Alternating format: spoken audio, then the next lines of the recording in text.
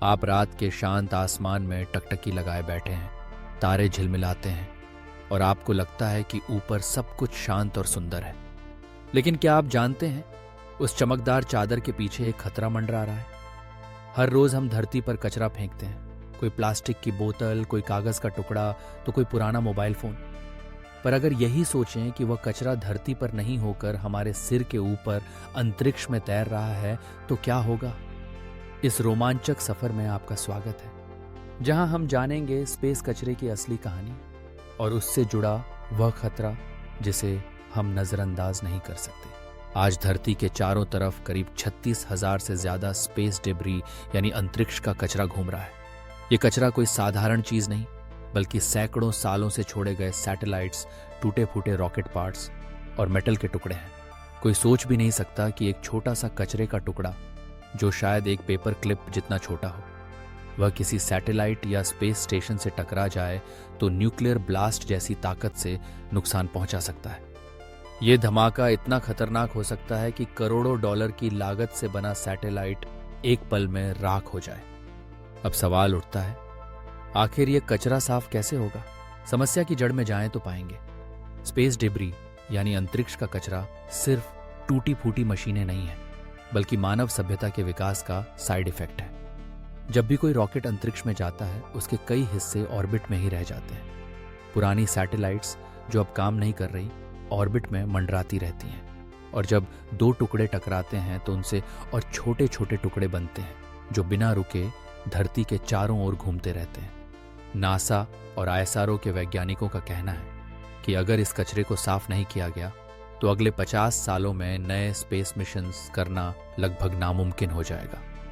इस समस्या को केस्लर सिंड्रोम कहा जाता है, एक डोमिनो इफेक्ट जिसमें एक टकराव और डिब्री, फिर उससे और टकराव, और फिर लाखों छोटे टुकड़े अंतरिक्ष में फैल जाते हैं। यह एक ऐसा चक्र है जिसे रोकना आसान नहीं। अब जानते हैं कि इस खतरनाक समस्या को हल करने के लिए वैज्ञानिकों ने क्या क्या तरीके खोजे हैं। पहला तरीका है हार्पून्स और नेट्स। कल्पना कीजिए, जैसे समुद्र में मछली पकड़ने के लिए जाल फेंका जाता है, वैसे ही अंतरिक्ष में एक विशाल जाल फैलाया जाए। यूरोपियन स्पेस एजेंसी ने रिमूव डिब्रिस नाम का मिशन शुरू किया था, जिसमें एक नेट टेक्नोलॉजी का इस्तेमाल किया गया। 2018 में इस मिशन ने सफलतापूर्वक स्पेस जंक को पकड़कर यह साबित कर दिया कि जाल से भी अंतरिक्ष का कचरा साफ किया जा सकता है। यह तकनीक अभी शुरुआती दौर में है, लेकिन भविष्य में एक बड़ा बदलाव ला सकती है। सोचिए, एक ऑटोमेटेड स्पेसक्राफ्ट ऑर्बिट में घूम रहा है और जाल फेंककर टुकड़ों को पकड़ रहा है, एकदम समुद्री मछुआरे की तरह। दूसरा तरीका है लेजर्स। फिल्मों में आपने देखा होगा कि पावरफुल लेजर्स सब कुछ काट सकते हैं, लेकिन वैज्ञानिकों का प्लान थोड़ा अलग है। ये लेजर्स धरती पर ही बने होंगे, और जब कोई बड़ा टुकड़ा धरती के करीब आएगा तो उसे टारगेट कर उसकी ऑर्बिट बदल देंगे। इसका फायदा ये होगा कि वह टुकड़ा एटमॉस्फेयर में घुसकर जल जाएगा और खतरा खत्म हो जाएगा। जापान और चीन पहले से इस तकनीक पर काम कर रहे हैं। ये लेजर्स इतनी ताकतवर हैं कि स्पेस डिब्रीज को बिना छुए भी उसकी दिशा बदल सकते हैं। एक दिन हो सकता है जब हम आसमान में चमकती हुई लेजर बीम्स देखेंगे और जानेंगे कि वह हमारे लिए काम कर रही है, अंतरिक्ष का कचरा साफ करने के लिए। तीसरा तरीका है मैग्नेटिक स्पेस टग। क्या आपने कभी चुंबक से छोटे छोटे आयरन पीसेस उठाए हैं? वैज्ञानिकों ने इसी कॉन्सेप्ट को लेकर पावरफुल मैग्नेट्स बनाए हैं, जिन्हें स्पेसक्राफ्ट में लगाया जाएगा। यह मैग्नेटाइज्ड टग स्पेस में घूमता हुआ डिब्रीज को अपनी ओर खींच लेगा और फिर उसे ऑर्बिट से बाहर कर देगा। यह तरीका खासकर उन टुकड़ों के लिए काम में आता है जिनमें मेटल है। मैग्नेटिक टग्स को डिजाइन करना आसान नहीं है, लेकिन थियोरेटिकल रिसर्च में यह एक प्रॉमिसिंग मेथड माना गया है।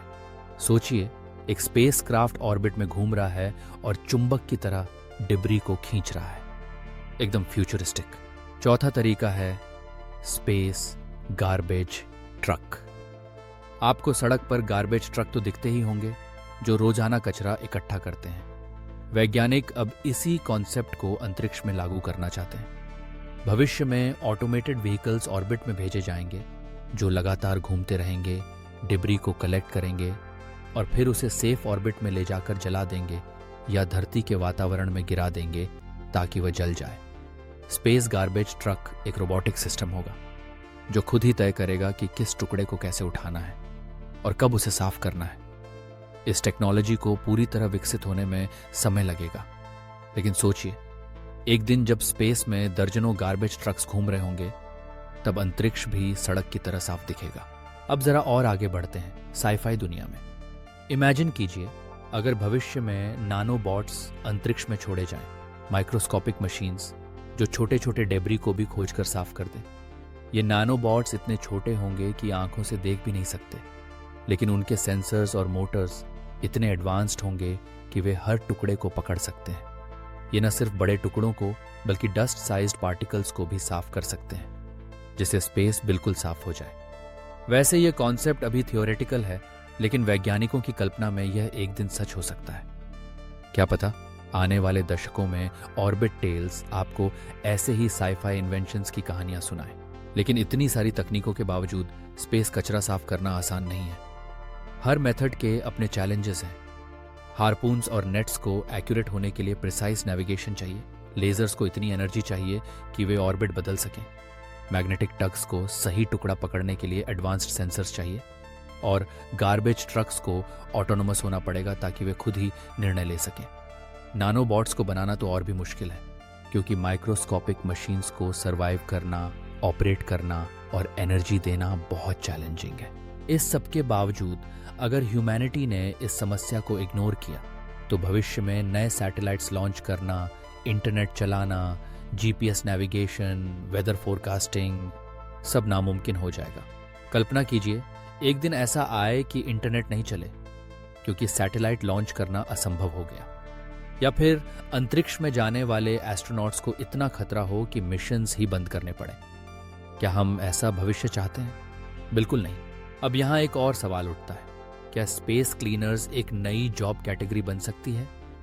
शायद आने वाले सालों में बच्चों से पूछा जाएगा, बड़े होकर क्या बनना है, और वह कहेंगे स्पेस क्लीनर।